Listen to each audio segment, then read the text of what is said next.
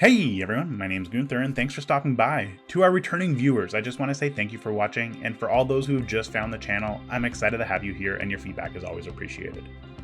Welcome back to Oasis Zoo. The Board of Conservation Canada has heard the feedback from our guests, and we have returned to our core mandate of conservation and education. The influx of traffic brought on by our new and improved spice market has allowed the board to invest in assisting in conservation efforts to help protect the critically endangered black rhinoceros.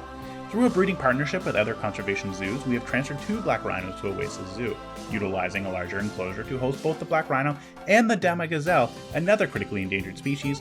We hope to assist in the repopulating efforts of both majestic animals. Alright everyone, you heard it in the intro. Conservation Canada has heard the feedback from all of the viewers, and really they want us to focus more on animals, and I don't blame you. Our last 2 episodes really just focus on buildings, and they're not as exciting as building something for an exhibit. And I figured, what better animal than the black rhino? Came out in the air pack, which is really cool, and I love rhinos. As a child, I've always wanted to go see rhinos in Africa. You know, unfortunately, I didn't get to go. My family did get to go. It's a weird story, but it's something that I'll truly miss out on, and I hope one day to be able to go and see these majestic beasts, before anything really terrible happens. But suffice to say, today we're here to watch a speed build, and I was tormented over what I wanted to do. And what I mean by that is that we'd focused so much on this North African architecture that by the time I was done, I actually really wanted to kind of focus on something more exciting. And for me, the one thing that's really exciting when it comes to exhibits is marrying new architecture, new world architecture with old world architecture. And I kind of wanted to do something like that with this build. And what better way than to start off with a barrier. And this is a different type of barrier that we normally don't see in our zoo. We've never seen it, where we're utilizing concrete pads to create a barrier between the exhibit proper and our guests, and working from there. I also wanted to do something a little bit cool. So in Canada and in Toronto Zoo, there's a really cool lion exhibit, and part of what makes that lion exhibit really cool is they have this like above ground area, and I really wanted to emulate that there as well. Now the other thing that I'm utilizing, and I didn't actually build this on camera, I built it off camera, is this barrier, the stone wall, and I actually built it with stalagmites, and I'm quite proud of myself for doing that. So you'll see that crops up quite a bit. They're really expensive. They're something like $1,700 per wall. So if you're building in franchise mode, I don't recommend it. But I think it comes with the territory. Now the other thing as well with this build, it was quite long as well. So you're going to see a few jump cuts as we try to cut out a lot of the stuff that we don't necessarily need to see. But you can kind of see those walls coming back in. I was freehanding them. And then I got bored, and I wanted to take a break on building this entrance, and I really wanted to focus on building our staff room as well as the paddock. So we're dealing with black rhinos, and you're not just going to throw a black rhino into an exhibit. You need a place to bring them to the exhibit. They need to be traveled via some type of car or something like that. You can't just walk them through a zoo. Not only for their protection but also for the guest protection. So I kind of built a little bit of a different exhibit entrance for our staff, and I'm kind of happy about this. I'm torn over the colors. I keep on flipping and flopping between the colors. Got a lot of feedback actually on the colors, and kind of went with what I felt was best. So you let me know if this color works. Now this is not the final color. Actually, I think I changed it 3 or 4 times throughout the build. I think you can actually see I'm changing it right now. And I went more for a drab, dreary gray. I don't know what was going through my head when I built this, but hey. So as is normal, we put our keeper hut in the area. We want to have our keeper hut close and right at the entrance. And then I wanted to build this really cool gate area. Now I built this, I want to say maybe 3 times. And before I actually found this metal piece, it's a European marquee beam, which creates like a really nice little it creates a great framework. And initially I wanted to create these steel beams, and then I wanted to make them perfectly placed. And you can see I found a way, which is I placed 2 and then I just kind of copied them around, and then until we got where we wanted to go. So is this the best gate? No, I think it could have used a little bit of work, a little bit more love. But I think what we we managed to achieve was quite well. I utilized more of those plastic pieces to kind of bring it in, to give it that more door-like feel, if you will. Initially, we went with this really long door. Realistically, it doesn't have anywhere to go, so it's not going to really work out. And hey, I learned from my lesson. If you take anything away from this video, it's put everything together in pieces. If you don't, it makes it a lot harder when you try to modify it down the road. But we managed to get there and make it work. And you can kind of see where it's starting to come together. The doors are a little too small, so we still have to kind of place them around and fix them up a little bit. But they're definitely coming in with what we kind of wanted. So something that I've noticed with a lot of the builds that we have in this zoo, and a lot of the feedback I've gotten in the Discord was, the colors are a little dreary. So I went with an orange. Orange is actually my favorite color. I love the color orange. So I went with the orange to kind of pull it all together. And then I used these girders to kind of create a thicker door model. You did see a peak, and I noticed it as I was looking from back that the plastic pieces are too big, so I had to kind of copy the European bars through a little bit, had to finagle them to make them kind of look somewhat normal, but we got there finally, and then really filled up that door and made it look a little nicer. You're going to see more of those girder beams come back through as we start to flesh it out. Initially, I kind of just placed them as like the flat piece, but on the sides, there was actually room for us to kind of rotate them around.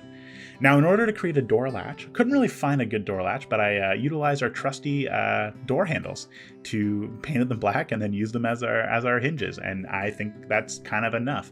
The reality is that rhinos, when they come to a zoo, they're very climatized to the environment. They're, it's as much as we try to create something that's as natural as possible for them, it's not possible, which means that, while we do need to have safety measures in place, they don't need to be big, heavy doors. We're not talking Jurassic Park here. We're talking rhinos.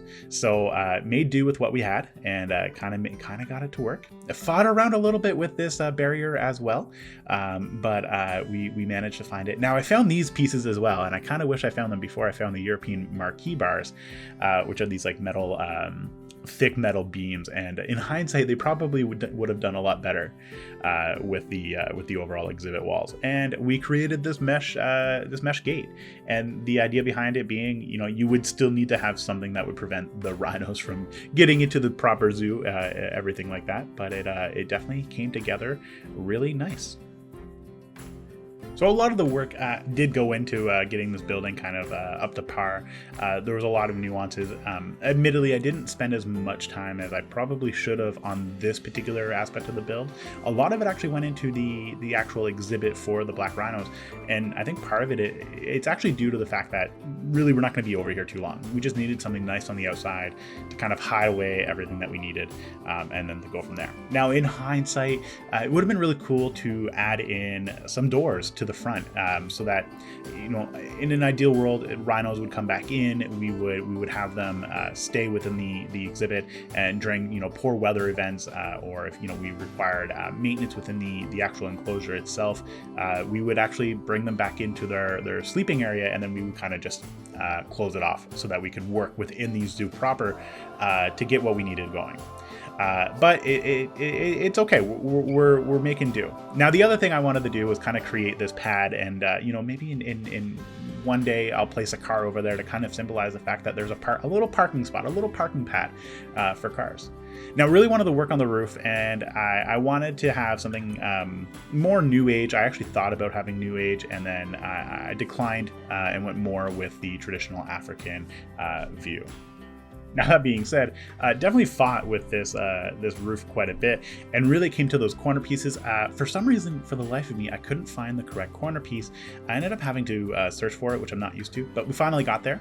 The other thing is I had this, I've always been a big fan of kind of creating these taller roofs.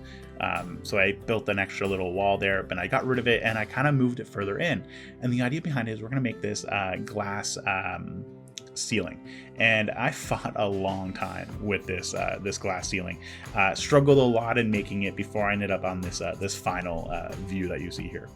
Now I've cut out a lot of the busy work. I actually created this glass ceiling, I want to say 3 times. That's how much I fought with getting this to fit.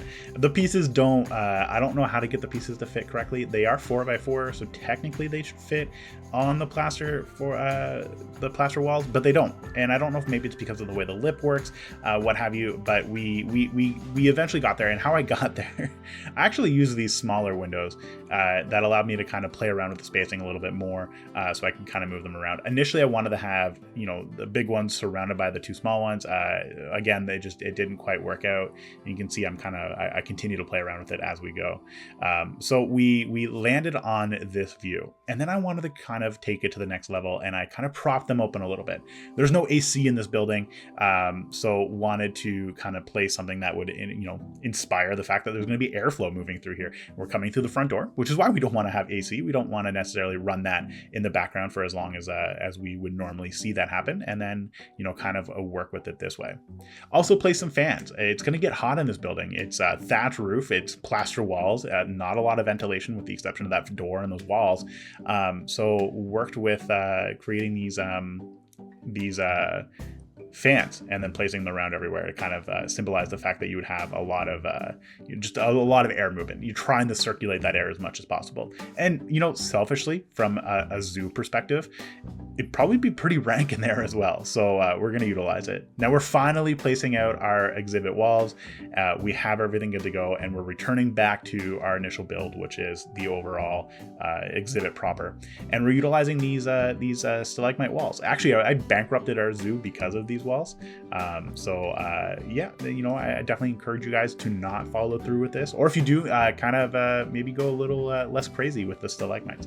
On sandbox mode, 100% they work really well. I might actually revisit and kind of give them a little bit more of a feel, make it a little bit more wavy up and down to kind of create it a little bit natural. You wouldn't normally see things out as straight as possible. And then I used some rocks to kind of break up the walls. They are pretty, they're pretty uniform, they're pretty bland. So utilize a lot of rocks and kind of place them around. Keeping in mind that black rhinos and the Dama gazelle they're definitely, you know, based in the desert, but they actually can survive in, or they're found in grasslands as well. Now, part of the idea of this entire exhibit, you know, of course, it's Oasis Zoo. We wanted to have something like an old well, and that was my thought process behind this. We'd have like a little building that's kind of started to fall apart. It's, you know, it's broken up a lot, and in the center we would have this really cool little well piece. And I'm actually really happy with how this turned out. Again, new skills. I never thought about building a well myself, so it's really cool. I'm actually really happy with how it turned out. And let me know what you guys think. This is probably something I'm most proud about this entire build, was building this well. Who would have thought building a well would have made all the world of a difference for this overall build? Now, you're probably thinking, hey, the color doesn't work. And you're right, the color doesn't work. And I did not realize you could actually paint the color on this well. So that's what we did. We raised it a second level, and then we also added these boards. Now, initially, I was thinking, you know, like, if you have an old well that's kind of closed down, you're going to cover it in boards, but the boards are actually circular. They actually fit within the well itself, and the reason why is because you don't want anybody to be able to pick it up and stuff like that. So actually settled on that view right there where we kind of created it, and then I realized, hey, you can color it because it doesn't match the color of the rest of the exhibit, and found a color that was fairly close. I'm quite happy with how it turned out. Now, I did take a look at some photos of old wells, especially in, you know, African deserts and stuff like that, try to emulate what it looked like. And the big thing that they have going for them, they have these old wood beams that kind of would attach to a rope, and you drop the bucket into the well. So I kind of put that there as well. And then we started working on the foliage. Used a lot of the same trees, things like that. I ended up raising the walls a little bit. I wasn't really happy with how low they were. You know, my fear would always be, you know, you'd have these rhinos rampaging through the zoo if they were to ever hop over that wall. So kind of fix that, and then place a lot of these bushes, things around, to kind of flesh it out. Now, the biggest issue that I had with this build, from a nature perspective, was actually the water. Originally I wanted it deep enough that rhinos could swim, but I guess they don't swim in this particular game, or I don't know if they swim in general. Kind of leaves me to question things. But anyway, we had this really deep water feature, and then kind of, you know, worked with what I could to kind of get it to where I needed it to be. Now, I did say in the Discord there was something I really struggled with, which is getting the water to blend in naturally with the sandbar, and I kind of wanted to use the grass to kind of blend it in a little bit more, and then I used the Arctic rocks, the faux rocks, and kind of just sunk them into the ground a little bit, placed them around to kind of break up everything a little bit. I don't know how it worked out. Again, I struggle a lot with this. So if you have any tips on how I could have maybe improved this, let me know. I'm really interested to hear your ways of kind of getting a waterway to blend in naturally with the rest of the exhibit. But we made do with what we had. Now, the other aspect of obviously a zoo like this is having some aquatic features. So, got rid of the desert claim and then worked with this. Now, you saw a little bit of a jump skip there. It's actually because I placed this down utilizing smaller pieces and then again bankrupt the entire zoo. So we worked with a larger piece and then kind of used some of the reeds and stuff like that to kind of fill it in. So I do apologize for that jump cap, but I didn't think you wanted to watch me to build something and then just to delete it all over again, because you're going to see it happen shortly. And that's the fun part of building exhibits, is you build something and you find out if you like it or not, and then sometimes you don't, sometimes you work with it. So again, going back to that wall, I wanted to break it up again a little bit, so I used these faux rocks, color, adjusted the color a little bit on them, and then sunk in these trees to add a little bit of greenery to it, and it kind of helped to just to break up that line, that view a little bit, give it a little bit more 3D depth, things like that. And then it's on to enrichment items. And, some things I always forget is that you can actually color your enrichment items, which is really cool and something I should stop forgetting. We also placed down a mud pit, and I liked having the mud pit there, but it's such an eyesore, just so big and ugly looking. So we do return back and kind of fix it just a little bit. And we use that by placing some rocks around it. So my idea is a mud pit would form from sand, collecting water, things like that. What's the best place to collect water? So you have a bunch of rocks that are forming a natural pool. And so that's what we do. We kind of create a natural pool using the rocks, and then we would normally see sand turn into mud. And I think it worked out really well. Added in some foliage, again, just to break up the lines, and went from there. Now we're finally getting on to really, I would say this is kind of the last part of the overall build, which is the guest area, and really wanted to kind of continue the view from these glass windows, things like that. Struggled a lot with making it fit the way I wanted to. Ended up actually rebuilding all of the banisters. I can't think of the word. I'm gonna go with banisters. I think it works right now. It's early in the morning for me, I'm not gonna lie. But we settled on this final piece, and I'm actually quite happy with how it turned out, with the exception of these paths. Now, I didn't want to have full 4-meter benches or ramps, and the idea behind it is I didn't want to go up a full building block. I wanted to go up half a block and up another half a block, so the final block would be 4 feet or 4 meters. The first one would be 2 meters, but it didn't quite work out from an overall build perspective, but we actually made it work. And I was nervous about the curve, but I wanted something. I didn't want to just have squares all over the place. It's very, man-made at that point. Wanted to kind of create a little bit more of a natural curve. So I did struggle a lot with that, but we did manage to find something that actually worked out really well, and I'm quite happy with the overall end result. But it was very planned, and I added something at the very end. Actually built it and then placed something, didn't like it, so I cut it out, so you're not going to really see it. And then I rebuilt it after the fact, and I ended up coming back and spending maybe another hour on just fleshing out this entire guest area. But you can kind of see where I don't know what I was thinking. I was just trying some small things, and then I found these pieces right here. It was a nice curve, and then I kind of just worked with the wood pieces, the smaller ones, to kind of create a more of a natural feel. And again, I think it worked out really well, considering the resources and the skill level. I will be the first person to admit I'm not the most skillful at this game, so I'm still learning a lot of aspects.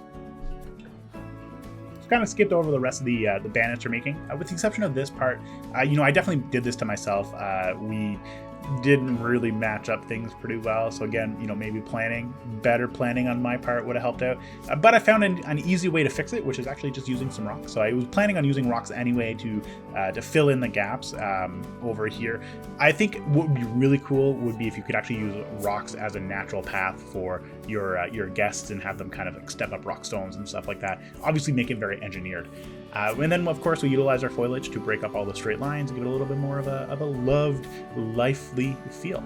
Now, I think in our first build, we use a lot of mulch to kind of cover the sand and stuff like that. And in hindsight, it doesn't really work out. But we found something that works, and then utilize some more of these concrete pads to kind of just cover the sand that we see here. A lot of it is just, we want to make sure that we're not utilizing it. And again, I don't want to use mulch to fix this. I'm kind of past that whole mulch game. I think with what we've achieved here, it goes to show that, it's always worth it to improve our skills. Now, weirdly enough, obviously the concrete pads kind of don't match, and we had to kind of use that space for something. So I put the education board there. Initially, I was going to put some potted plants. I just couldn't really get it to work. I wasn't very happy with the idea of having potted plants there, but in hindsight, maybe I'll go back. And then we're going to come to something that I'm kind of happy about. And I learned this in our last build. So there was a benefit to building that entire spice market, which is utilizing these hanging sheets, which are from the indie pack, and kind of creating this more natural guest cover. We've seen in the area in the first part of our zoo, so in the old world, we saw a lot of like straight lines, things like that. In the new world, we're going to have more of these banners and things like that floating in the air. Now, part of the hindsight, if you go, I was once on vacation in Mexico, went to a resort, and they had a lot of really flowy flags and like this type of organic material that was kind of covering a lot of your areas, and it was very picturesque, very beautiful, and it was just it was so inviting and so relaxing to view at it like that. So I ended up with something like that. Now, this is kind of where I mentioned earlier in the episode where I cheated. I just kind of copied things over, and I wasn't really happy with how it all turned out. So I ended up rebuilding all of them. And I'm actually really happy with how this rebuild turned out. So we're utilizing the same method, which is these cloths, and we wanted something that would last and kind of cover the entire view area. And couldn't really figure out how to do it, so I ended up having to utilize two different pieces. But it actually worked out, and I'm super happy about this. So kind of created them white again, spaced them out like we normally do, and then moved everything around, made enough room for it, and worked upwards from there. Now, necessity of this build, of course, was it's not going to fit the area as well as it should. So we utilize the rear area as an overhang. So all of our posts are going to hang out into the rocks on the overhang. And part of the reason why is obviously we don't want to have posts just in the center of the entire walkway. From a health and safety perspective, kids running around, their parents not paying attention, things like that. Somebody could walk into these posts and really hurt themselves. So we wanted to utilize that space properly. Now, this is where I'm kind of happy with how it turned out. So because of the curve, the natural curve that we put into this second tier viewing area, we can't utilize it the way we want. And this is why I was actually super happy with how it worked out. We were able to just delete the smaller flags and create a more natural view overall. And I'm quite happy with, again, how it turned out. Now, one of the last things that we really have to do on the viewing area is to utilize some of this sand and kind of just clean it up a little bit. And the best way for us to do that is to kind of create some iconic fixtures which we're going to hold on to and place around. Now, we are getting to the end of the video. So just before we kind of close out the rest of the commentary, I just want to say one thing. If you feel you've learned something from this video, or if you're really happy with the content, or if you just want to, catch the next video, feel free to subscribe. It lets me know I'm doing a good job, and I would appreciate it. Of course, we also have our Discord as well, so feel free to join the Discord. You can also participate in that way. A lot of interaction happens over there, of course, and you're always welcome to join. Of course, we also needed to put some benches down. I did struggle a little bit, and I've determined I hate benches. More so because you can't control where you place them. They kind of have a mind of their own. You don't have a finer control over it. I hope one day to see that improve and be fixed. But we'll make do with what we can. So we've placed our benches. We're happy with everything. We got our waste bins, and now it's time to work on our fixtures. And what we're going to use are the reward zone items. So we have the 2 reward statues for the rhinos. They are not black rhinos, of course. Wanted to place something else, but I felt that it wasn't fair. So I ended up going with an Indian rhino as well. So we got the white and the bronze. And then filled in the area with some more foliage, and then kind of called it a day. We do make a final sign, and we're going to call this area Obsidian Oasis, more so because it's based off of the black rhino. Even though we do add the Dama Gazelle into the exhibit, really this was built for black rhinos. And so I'm excited to welcome you guys to Obsidian Oasis. Now, if you're happy with the overall video, of course, feel free to leave a like or drop a comment. Give me your tips, your tricks, your feedback. It definitely helps me to improve, and I do read all of it, and I actually listen to it. Of course, and as always, I just want to say ciao for now, everybody.